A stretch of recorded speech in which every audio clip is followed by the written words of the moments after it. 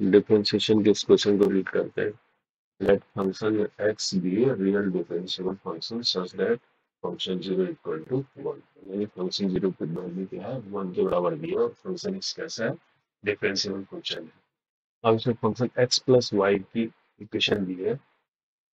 Function x plus y क्या दिया है, function x into function dash y plus function dash x into function y for all values of x y belong to R. X y real numbers को belong करते हैं। अब इसके बाद इससे क्या पूछा है, आपको समेशन पूछ रहा है log ऑफ फंक्शन n का। यहाँ पर n वेरी कर रहा है 1 से लेकर 100 तक, है ना। तो इस फॉर्म में लाना पड़ेगा हमको, log फंक्शन n की फॉर्म में, तभी हम कर पाएंगे इसका सम। इसके लिए देखो इसने जो दिया है उसको लिख लेते हैं।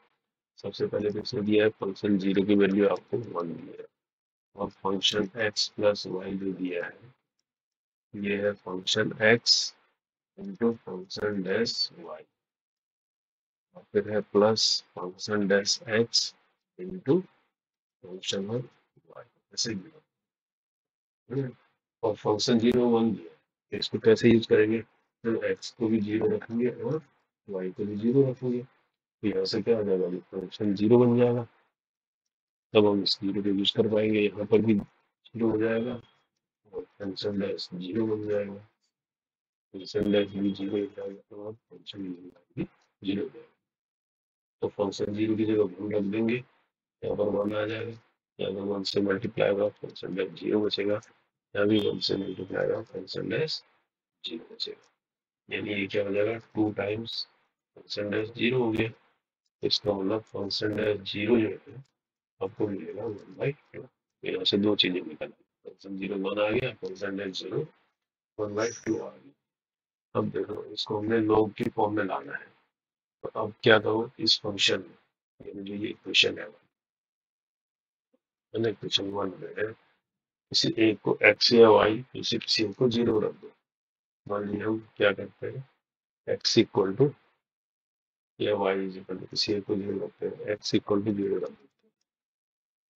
Suppose put x equal to 0, तो यहाँ पर क्या बन जाएगा, फंक्शन y बन जाएगा ये, और ये फंक्शन 0 फंक्शन डैश y को y में रहने दो, है प्लस फंक्शन डैश x क्या है 0 है, 0 हो गया, और फंक्शन ऑफ y समझ गया। किसी एक को 0 रखो, x की रख लो या y को, है ना।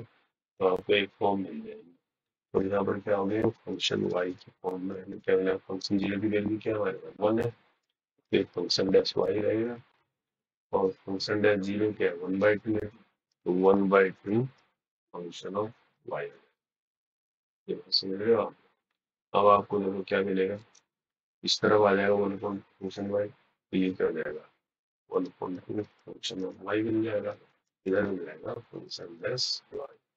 अब इसको थोड़ा सा और ऑर्गेनाइज करके लिखोगे, इसको ऐसे लिख लो, function dash y upon function y, है ना, ये इधर ले गया, तो 1/2 को इधर ले गया और राइट साइड में ऐसे लिख दिया।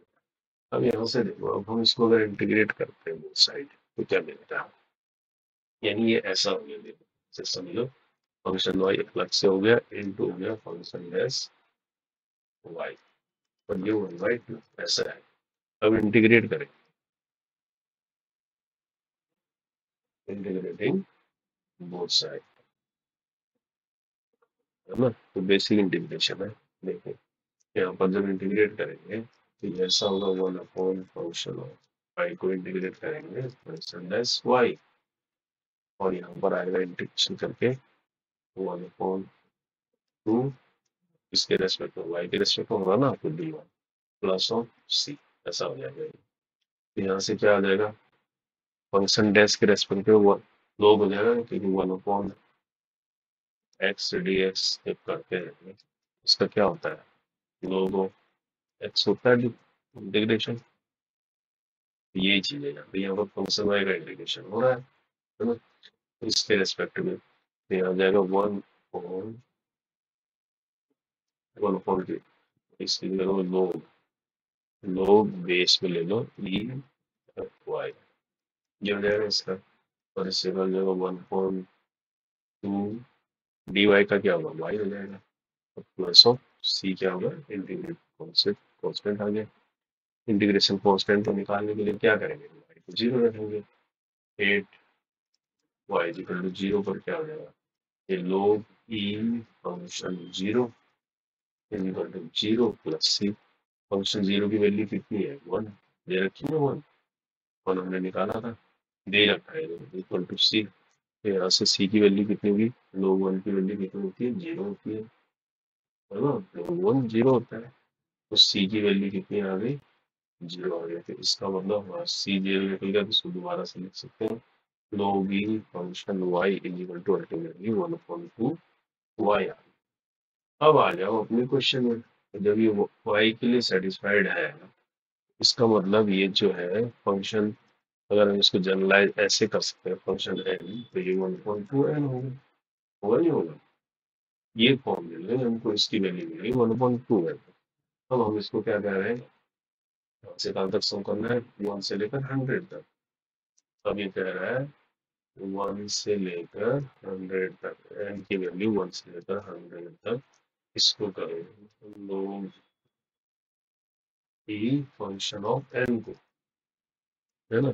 तो इसका मतलब क्या कहो, n = 1 से लेकर 100 तक 1/2n करो, है ना। तो इसका मतलब 1/2 को बाहर ले लो, सिग्मा करो n = 1 से लेकर 100 तक। अब सिग्मा n की वैल्यू आपको पता है ना, सिग्मा n की वैल्यू क्या होती है, n+1/2 होती है।